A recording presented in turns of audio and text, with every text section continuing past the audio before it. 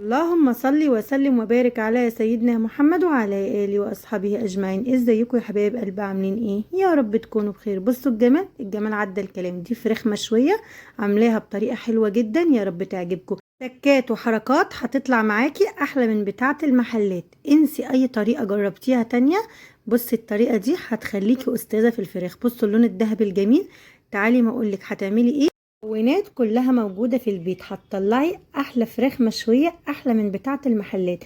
هتدمنيها وهتبطلي تشتريها. تعالي ما اقولك هتعملي ايه. هتجيبي شفشق الخلاط الاول، تحطي فيه 6 حبايات كبار من الطماطم متقطعين، وهتنزلي عليه بمعلقة ونص من بهارات الفراخ، وكمان معلقة كبيرة مستردة، وكمان معلقة كبيرة صويا صوص، كمان معلقة صغيرة مليانة فلفل أسمر، وكمان نص معلقة كبيرة توم باودر، ونص معلقة كبيرة بصل باودر، وكمان معلقة كبيرة مليانة خل، وشوية من الملح.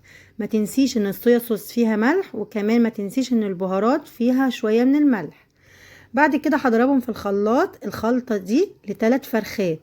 3 فرخات، الفرخة وزن 2 كيلو الا ربع. اهم حاجة الفراخ المشوية مش بتنقي الفراخ كبيرة قوي علشان طبعا للشوي تستوي بسهولة. جبت الفراخ غسلتها كويس جدا ونضفتها كويس جدا، بعد كده نقعتها، وبعد كده غسلتها تاني، وبعد كده بقى كنت ضربت التتبيله زي ما انتوا شايفين. طبعا الفراخ جبت السكينه وفتحتها فتحات كده علشان انا عايزه التتبيله تدخل جوه الفراخ نفسها من جوه كده، في اللحم من جوه، علشان تدي طعم للفراخ خطير. الفراخ دي انا كنت بتبلها الساعه 3 الفجر، هسيبها لتاني يوم، هشويها تاني يوم حوالي الساعه 4 العصر كده.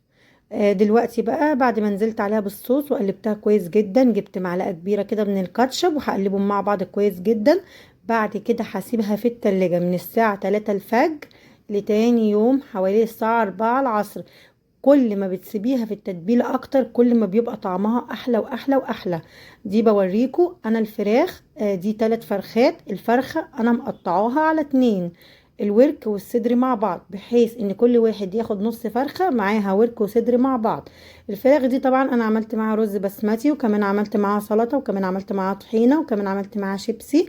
بس طبعا انا ما صورتش معاكم غير الفراخ بس، لان انا زي ما قلت لكم قبل كده انا مثلا طريقة عمل فراخ مشوية مش بصور يوم كامل، غير في عيد مثلا في رمضان ممكن اصور اليوم كامل، او في مصايف بصور اليوم كامل، في لوجات ممكن اصور اليوم كامل. بس في الايام العادية انا طريقة عمل مثلا فراخ مشوية، كباب، كوابري، كيك، الحاجات دي. بس بوريكم الفراخ اهو. طبعا دول 3 فرخات زي ما قلت لكم. الفرخة قسمتها على 2، الورك والصدر مع بعض، والناحية التانية برضو ورك وصدر مع بعض، والفرخة 2 كيلو الا ربع. ما تكتريش عن كده علشان تستوي معاكي بسرعة. سبتها بقى ده تاني يوم كده زي ما انتوا شايفين.